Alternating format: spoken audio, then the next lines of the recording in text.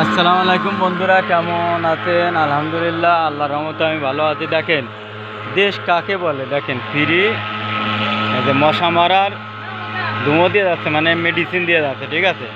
দেখেন ফ্রি মালয়েশিয়ায়, দেখেন অবস্থা প্রতিটা বাড়ি। আর আমাদের দেশের সরকার এই মশা মারার জন্য যদি মশা মারার জন্য এই যদি মেডিসিন দিয়ে যাইতে 1 কোটি টাকা হারিয়ে দেওয়া এক বাড়িতে, কইতো কি 1 কোটি টাকা হারিয়ে দেওয়া এক বাড়িতে।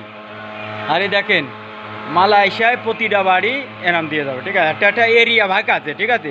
একটা এরিয়া ভাগ আছে, এরিয়া মানে একসাথে দেওয়া সম্ভব না। একটা এরিয়া আছে, এরিয়া ভাগ করে এই যে আপনার মশা মারার জন্য যে মেডিসিনটা দেয় সেটা দিয়ে বেড়ায়, ঠিক আছে। দেখেন কত উন্নত এইসব রাষ্ট্র। আর আমাদের দেশে যদি এরম পাত মারা, যদি এরম পাত মারার জন্য, মশা মারার জন্য যদি এরম পাত এটা দিত, তা সরকার কইতো কি একজনের বাড়িতে 1 কোটি টাকা দাও। তখন এখন ওইসব প্রতিটা বাড়িওয়ালা কইতো কি যে মশা মারার জন্য 1 কোটি টাকা হারে দেবো, না দে তাহলে জেলে পুরে দেবে। যদি না দেও দেন পুলিশই টকল দিচ্ছে, ঠিক আছে। পুলিশই টকল দিচ্ছে, দেখা আসলে দিচ্ছে কি না এটা পরীক্ষা হয়েছে, ঠিক আছে। ওই যে পুলিশের গাড়ি গেল। দেখেন কি একটা উন্নত দেশ, রাষ্ট্র। দেখেন রাষ্ট্রটা খালি জনগণের জন্য কতটি কিছু। আর আমাদের সরকার জনগণের ছাত্রছাত্রীকে গুলি করে মারে। কি রাষ্ট্রে আমরা বসবাস করি দেখেন। আর এই দেশের সরকার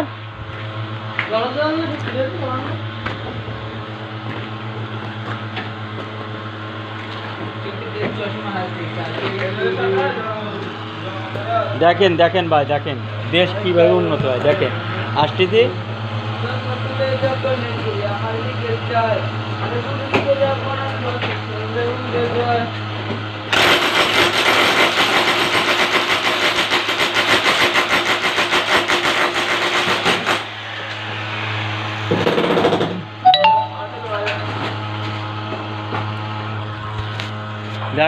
দেখেছেন ভাই। দেখেন আমাদের দেশে যদি এভাবে এরম যদি দুমও দিত, কত টাকা নিত। তাহলে এই দেশে জনগণের জন্য এই দেশের গভর্নমেন্ট অথবা সরকার কতটা সহনশীল, কতটা মানবিক দেখেন। আর আমাদের দেশের সরকার আরও ছাত্রছাত্রীকে গুলি করে মারিয়ে ফেলার জন্য আরও ভালো আকাশ দিয়ে প্লেন চালায়, আর কয় কি আমরা পানি দিচ্ছি, ঠিক আছে। গুলি করে ছাত্রছাত্রী মারে আর কয় পানি দিচ্ছি। আর এই দেশে দেখেন, এই দেশের জনগণরে কিভাবে মশা যাতে ক্ষতি না করে, না কামড়ায়, দেখেন অবস্থা দেখেন। আর আমাদের দেশের সরকার হলে যদি এই দুমোটুক দিত, যদি দিত, তাকে তোকে প্রতিটা বাড়িতে 1 কোটি টাকা দাও। ভাই দুঃখিত এই কথাগুলো করতে হবে।